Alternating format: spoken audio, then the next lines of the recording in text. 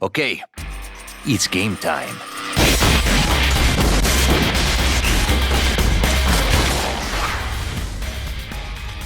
Get down! Hasta luego.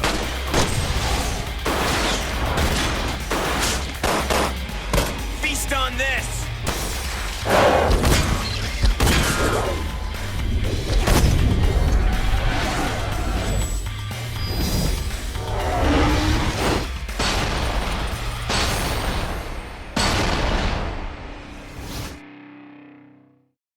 What up, it's Shankster94, and welcome to my long-anticipated weapon review of Resident Evil 3 Remake. Now, as usual, I have a ton of stuff to go over before I begin showcasing these weapons, so if you're an impatient scrub who couldn't care less about some important details and the layout of my weapon reviews, here's a timestamp to skip to the start of the showcase. I'll also pin the timestamp in the comments for you so you can one-click to the action. Be warned, however, if it's my voice you're trying to skip, you might as well stop watching, because I've commentated in my videos since I've started this channel over 10 years ago, and there's absolutely no reason to stop.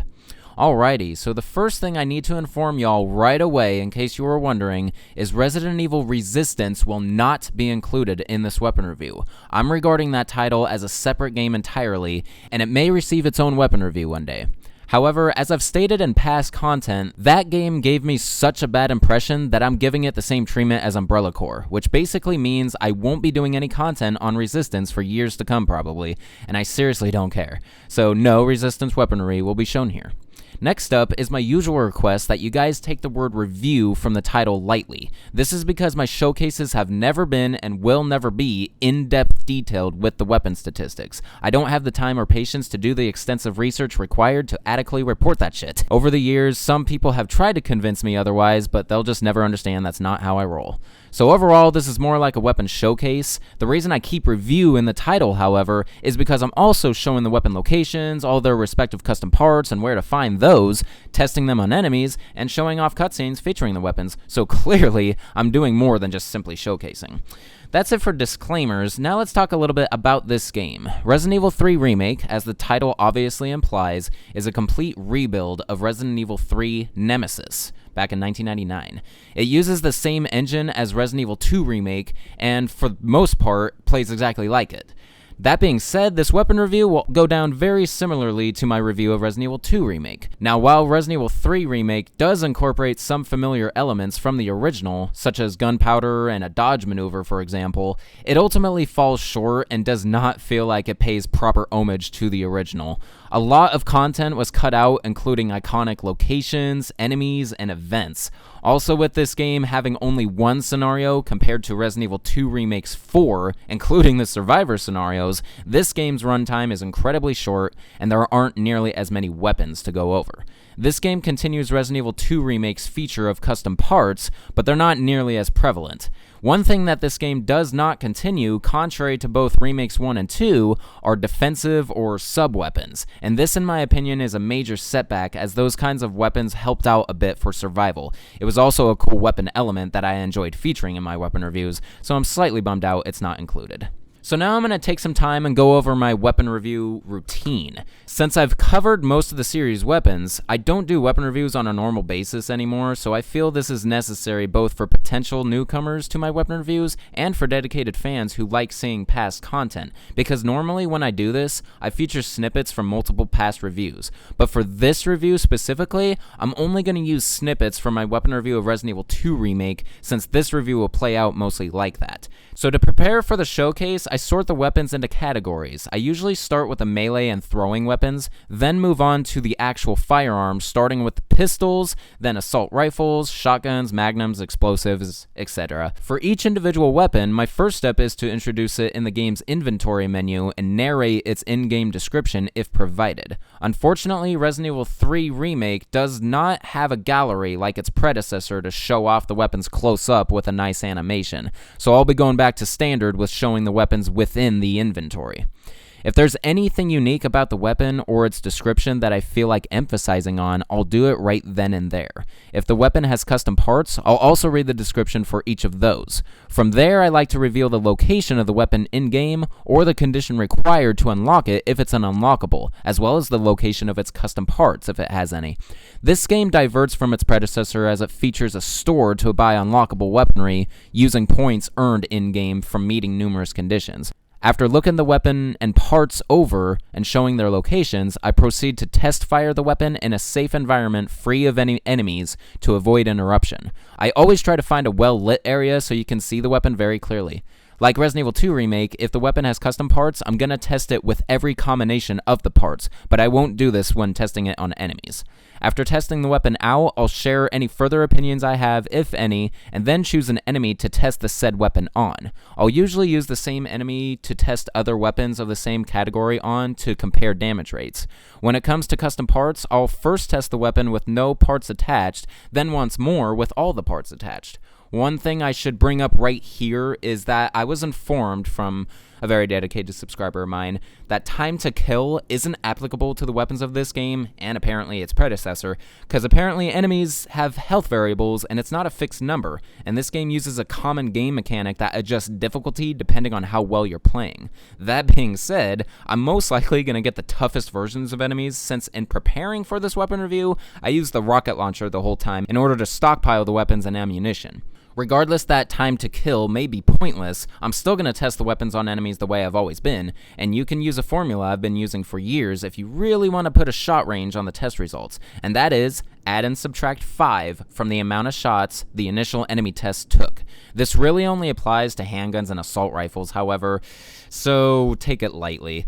After the enemy test, I'll compare its shot amount to the earlier tests of the weapon category, if there were any, share any final thoughts I have on the weapon, then announce the next weapon in the lineup. This is usually followed by in-game cutscenes featuring the weapon in use. Occasionally, I'll also test a seemingly overpowered weapon on a standard enemy to demonstrate the destructive capabilities it has. Traditionally, the most powerful Magnum obliterating the head of a zombie, and you can guarantee you'll see that in this review. So there's a rundown of how this weapon review will go. Some last things to mention before propelling this review into motion. I will briefly go over the effects of these unlockable assault coins for one of the weapons, and I'll also incorporate the dodge mechanic after the initial enemy test to demonstrate its effect on weapon usage, because it's really cool what the dodge effect in this game does when it comes to weapons.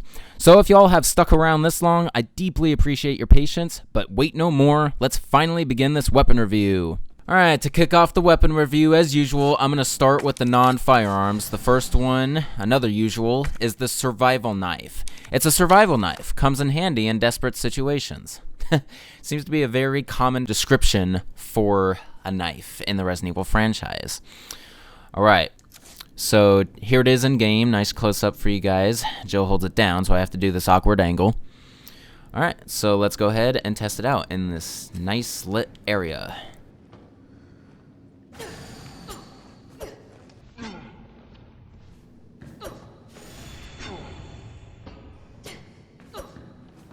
So the thing is, a little technique you can do with the knife in this game is if you walk backward and slash at the same time, you do this little stabbing motion and then take a step back. Maybe it could keep your distance on enemies a little bit. Alright, nothing all much to say about it since it's just a knife, there's no firepower or anything. So we'll go ahead and test it on a standard zombie. However, I'm gonna divert from what I did in Resident Evil 2 Remake's weapon review. Instead of finding a scripted crawling zombie, I'm gonna take a huge risk and I'm actually gonna hack away at a standing live zombie. And we're gonna see how many slashes it takes. I'm gonna bring plenty of health items though along the way, because I can. And we're gonna find out how many slashes or stabs it's gonna take since Jill does like a stabbing motion.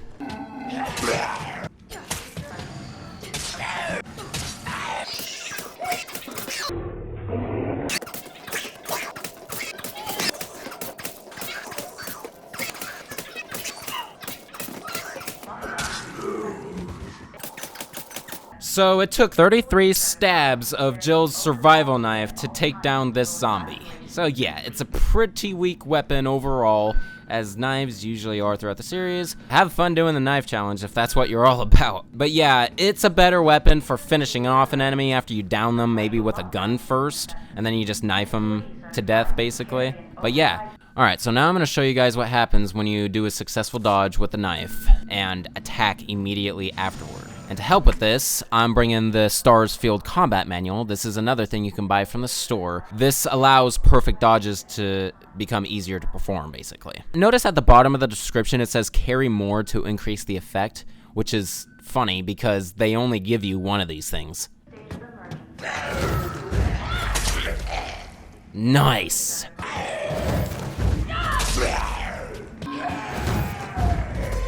Ah, you missed, Jill. Again. That's 3 slashes, but I'm noticing there's multiple hits, so this should take less time. Stop missing, Jill. That's embarrassing.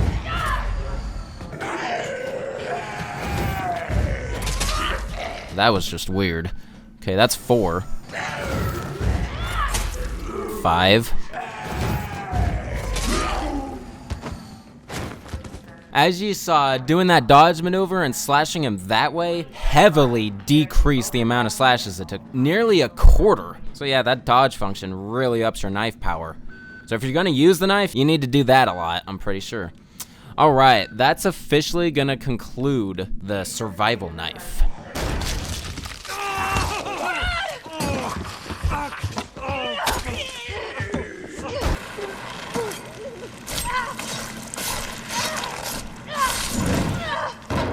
Now for the next knife, the combat knife. A standard military grade knife, sure to come in handy in a pinch. Alright, so obviously this is slightly separate from the survival knife, and you can tell it's the same exact model from Resident Evil 2 Remake, really. This is just Carlos's knife, you could say. So this is more similar to the first remake, where Jill and Chris had separate kinds of knives. So yeah. Alright, here it is in game. Nice and jagged, because it's a combat knife. Alright, let's test it out with Carlos. So as you can see, Carlos does a slashing motion while Jill did a stabbing motion. So that's really all there is to say about the combat knife, so let's test it on a zombie.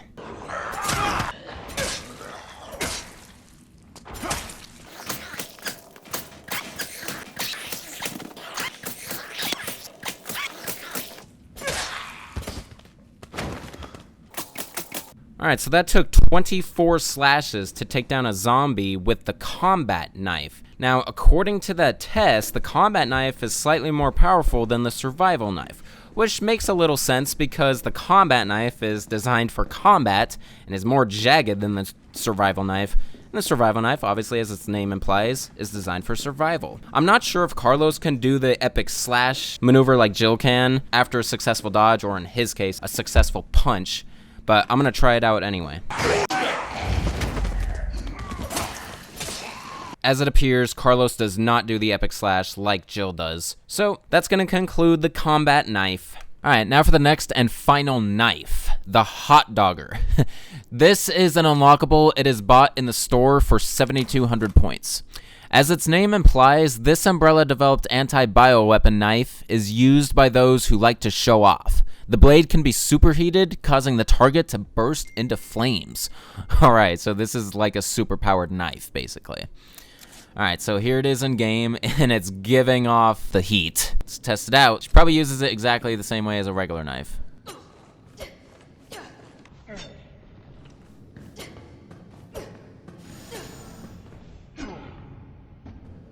Yep, sure thing.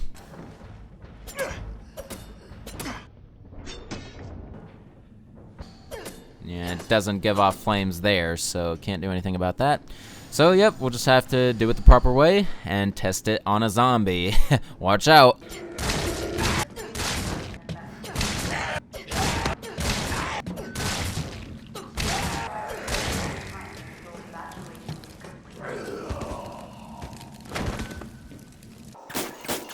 Alright, so that test took 9 slashes to defeat the zombie. Now, one thing I noticed and was wondering about while I was doing that was, was the flame causing constant damage to him all the while. And that just proved it was because he fell long after I did the last slash. So, I'm gonna do another test here. I'm gonna let the flame go out after each slash to truly find out the least amount of slashes you could take to defeat a zombie with the hot dogger.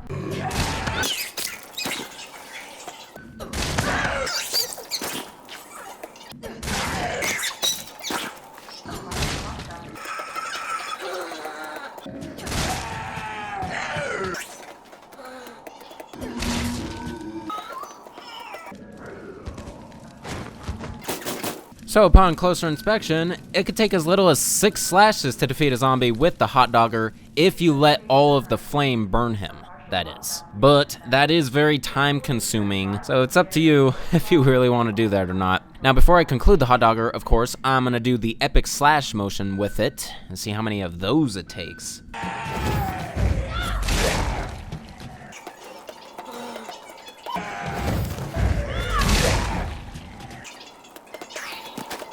Alright, so only 2 epic dodge slashes to take down the zombie with the hot dogger. So yeah, you gotta love that dodge animation and what it does for you if you have a knife equipped. Alright, that's gonna officially conclude the hot dogger. Alright, now for the throwing weapons. The first one is the hand grenade. A hand grenade that disperses lethal metal fragments and destroys its surroundings on detonation. Alrighty, so I got a total of 5 of them here. Let's check it out in game. They're still holding it. It's not the best angle, but here's aiming it. There you go. Alright, so let's go ahead and test it out. I wonder if it's just like Remake 2. There's 2 different throwing animations depending on where you're aiming. So if we aim close, is she gonna do an underhand throw?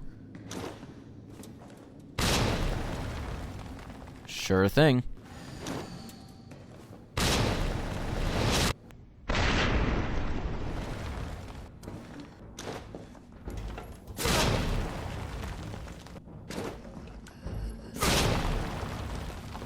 Alright, not much more to do here, so let's test the grenade on a crowd of zombies.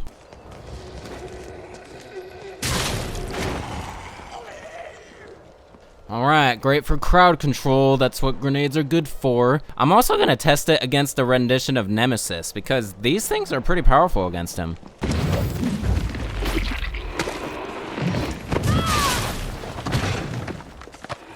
See, look at that. Only 1 grenade to stun Nemesis and allow you to get a supply case from him if it's one of those occasions. That's just how powerful the hand grenade is. And you notice I did a successful dodge maneuver and then threw the grenade.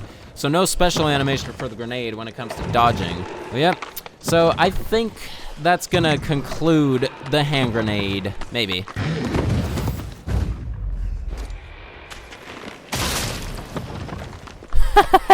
That's so cheap. Alright, now for the next and last handheld, as well as the last non-firearm, the flash grenade. A hand grenade that creates a large flash of light and a loud sound on detonation. Alright, so yeah, a lot of these weapons we're seeing are carrying over from Resident Evil 2 Remake, as you can see. So here it is in game. And let's go ahead and test it out. I'm gonna flash Jill and Tyrell right here.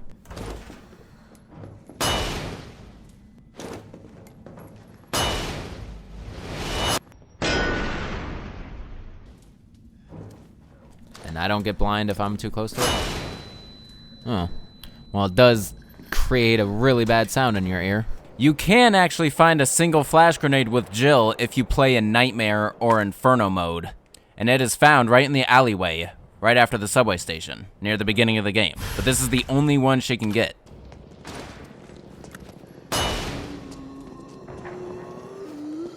So that's the only way I can demonstrate it here, so let's go ahead and test this out on a crowd. This obviously isn't a weapon that you can kill anybody with.